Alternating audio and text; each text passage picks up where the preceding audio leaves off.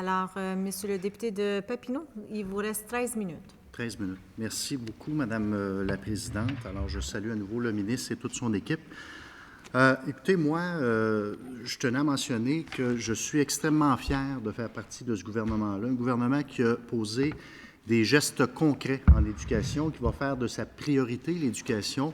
C'est pas rien, on a quand même réglé les conventions collectives, puis on sait que tout parti confondu, indépendamment de la partisanerie, là, quand on arrive à une fin de convention collective, c'est toujours difficile. On a réussi à signer avec les gens, les enseignants.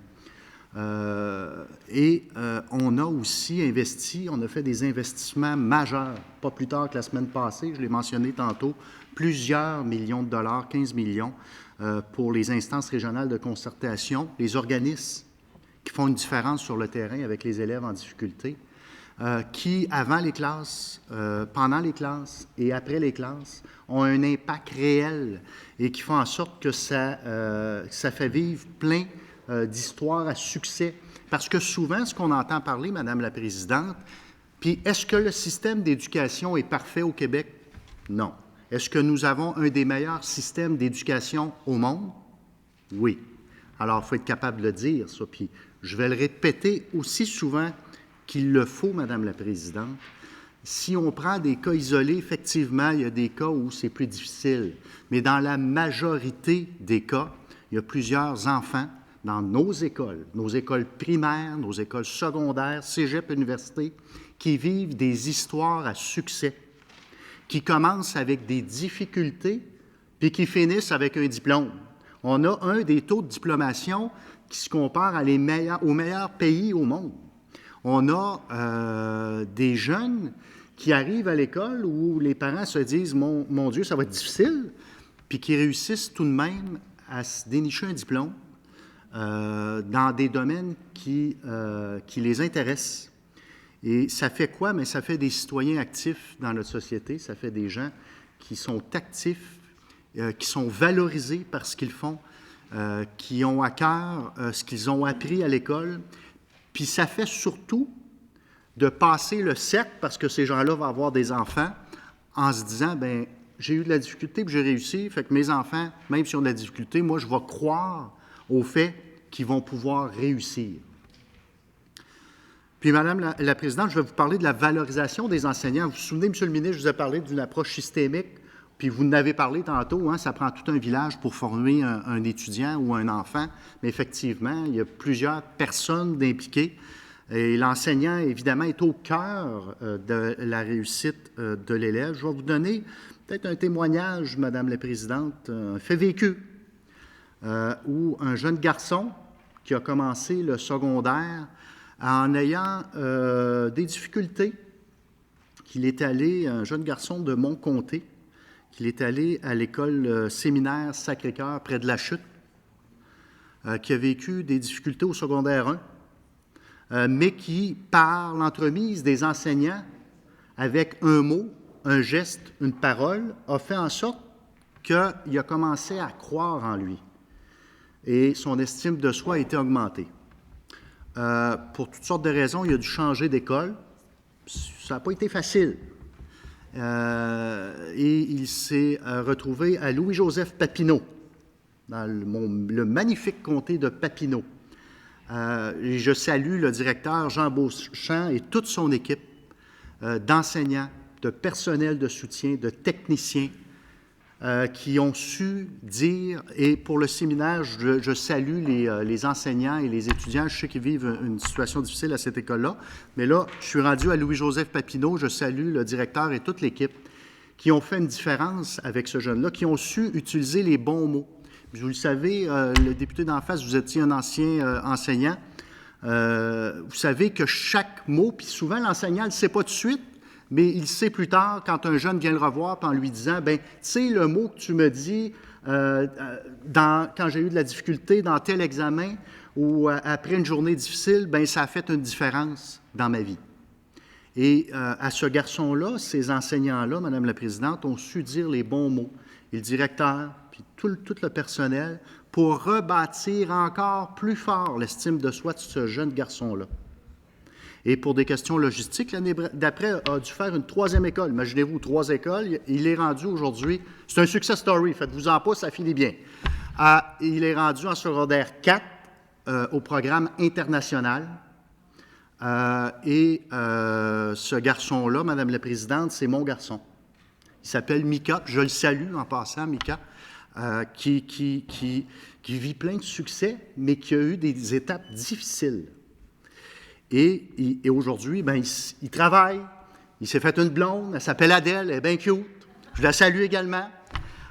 Puis, si ce jeune garçon-là a réussi à partir de loin pour arriver à la fin de son secondaire 4 en vivant un paquet de succès petit à petit et à rebâtir sa confiance, je pense que tous les jeunes garçons, puis là, c'est le témoignage d'un jeune garçon, puis j'ai pris quelqu'un de près de moi, Madame la Présidente, parce que je connais toute son histoire, mais je suis certain qu'au Québec, des histoires comme ça, il y en a plusieurs qu'on n'entend pas parler. Et c'est pour ça que moi, je me dis que je suis très fier de notre système d'éducation au Québec, de nos écoles, de nos employés, de nos enseignants, nos directeurs, qui font une différence, techniciens, psychologues, personnel de soutien, qui font une différence sur le terrain. Et ma question pour le ministre, en lien avec ça, en lien avec cette différence-là, en lien avec des gestes du quotidien des enseignants qui font une différence sur le terrain, jour après jour, parce que nous, on est ici, assis à l'Assemblée nationale, on adopte des lois, c'est notre job, c'est bien correct. Mais ceux qui sont en contact direct, qui vivent le service direct à l'élève, qui font le vécu partagé avec des élèves qui vont bien et des élèves en difficulté, bien, ce sont nos valeureux enseignants, nos valeureuses personnes qui travaillent sur le terrain dans les écoles, qu'elles soient techniciennes, professionnelles, et ça part du service de garde. Ce sont eux qui doivent appliquer ce qu'on adopte ici à l'Assemblée nationale. Et je suis fier des investissements qu'on a faits dernièrement, puis je pense qu'on va continuer à en faire en éducation parce que c'est notre priorité. Et je le dis encore, je suis très fier de faire partie de ce gouvernement-là. Et la question que j'ai pour le ministre, quelle est, selon vous, la place de l'enseignant? Quelle est votre vision en lien avec la place de l'enseignant dans nos écoles? Puis vous n'êtes pas obligé de prendre des témoignages comme je l'ai fait, mais c'est en lien avec des témoignages que l'on a comme ça ou que l'on entend comme ça à tous les jours, de bouche à oreille, parce que ce n'est pas ces témoignages-là qui font les manchettes. Quelle est, Monsieur le ministre, votre vision par rapport à la place de l'enseignant? Merci, Monsieur le député de Papineau, pour ce témoignage. Et on souhaite, Mika, on lui souhaite bonne chance dans le futur. Alors, Monsieur le député, Monsieur le ministre. Oui, Madame la Présidente, je vais joindre ma voix à la vôtre pour saluer le fils du collègue, bien entendu, dans son parcours scolaire.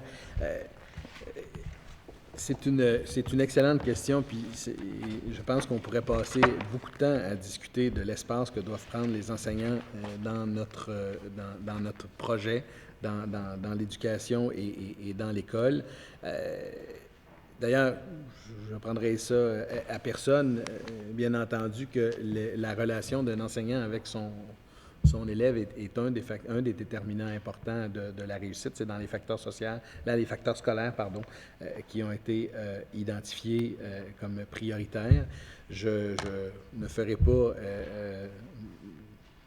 moi aussi, que des exemples vécus, vous raconter les miens, mais bien entendu, je pense qu'on a tous et toutes des exemples qui me viennent en tête de gens qui ont marqué notre enfance et qui auront, même un peu sans le savoir, marqué notre parcours et même notre vie durant. Moi, j'ai une préoccupation à l'égard de la valorisation du rôle des enseignants, notamment parce qu'il faut trouver l'espace d'autonomie nécessaire à, je veux dire, la pratique de leur métier, de leur profession, de leur vocation, de leur passion. Ma compréhension à la suite du projet des consultations sur le projet de loi 86 est la suivante, c'est que, d'abord, tout ne passe pas par la législation. Et tout ne semble pas passer également par les relations de travail et les conventions collectives. Je pense que ça prend un espace d'autonomie. Il faut remettre, comme je le disais, les gens à la bonne place, chacun son rôle, plusieurs sont venus dire. Moi, j'aimerais avoir l'occasion, non pas seul, mais avec l'ensemble des parlementaires et de la population, d'avoir une discussion avec les enseignants à cet égard-là. Je dirais que j'aimerais avoir cette discussion-là avec les enseignants, bien sûr avec leur association syndicale qui les représente et qui milite pour eux, mais j'aimerais également avoir la chance de discuter, de rencontrer les étudiants, les futurs enseignants du Québec. J'ai des collègues qui le font dans d'autres milieux. Moi, j'ai eu l'occasion de rencontrer des décideurs quand j'étais étudiant en droit avant mon entrée dans la pratique et dans le système de justice et dans le monde judiciaire. Et il me semble que c'est intéressant d'avoir l'occasion de rencontrer ceux qui vont être le futur de cette profession. On les soutient quand même jusqu'à maintenant, Madame la Présidente. Il faut le dire, le ministère accorde de l'aide financière à 2 organisations de soutien des enseignants. Il y a le Carrefour national de l'insertion professionnelle de l'enseignant. Il y a une aide financière de 155 000 $ qui est consentie et il y a 150 000 $ qui est versé au Conseil pédagogique interdisciplinaire. Ça, c'est des sommes qui sont allouées au soutien aux enseignants. Je dirais qu'au-delà, c'est un peu ce que je viens de dire, mais j'ajouterais qu'au-delà du projet de loi 86, qui était une occasion de placer l'enseignant comme un expert en pédagogie, je demeure préoccupé sur l'espace vraiment qu'on peut offrir actuellement. Et là-dessus, je pense qu'il faut également être en attente d'eux. L'étude de ce matin est un bon exemple. Une fédération, la Fédération autonome de l'enseignement qui, avec des chercheurs, a établi un constat à l'égard de sa relation avec les enfants en difficulté, les EHDAA. Ça doit nous préoccuper. Le rapport qu'ils doivent avoir avec les parents, avec le monde scolaire, l'espace de pédagogie, leurs prérogatives en matière de pédagogie qu'il faut maintenir parce qu'ils ont, je veux dire, les mains dans la classe, ils sont directement en lien avec les élèves, alors il faut cet espace-là. Et il y a toute la question qui dépasse la valorisation, mais qui en fait en est inclus, qui est la formation. Je pense qu'il faut travailler là. J'ai entendu le député de Chambly dire cette semaine qu'il fallait non pas juste travailler dans le cadre de la formation une fois entré, mais il faut également travailler à l'entrée pour valoriser la profession. Moi, je voudrais que dans le cadre de cette mobilisation sur la réussite, Madame la Présidente, qu'il y ait un espace très grand pour les enseignants et j'aimerais qu'on ait l'occasion d'avoir un dialogue important avec eux sur le rôle qu'ils souhaitent jouer et surtout sur l'espace qu'ils souhaitent obtenir davantage pour pouvoir jouer, non pas jouer leur rôle, mais remplir la mission qui est la leur. Beaucoup, Monsieur le ministre.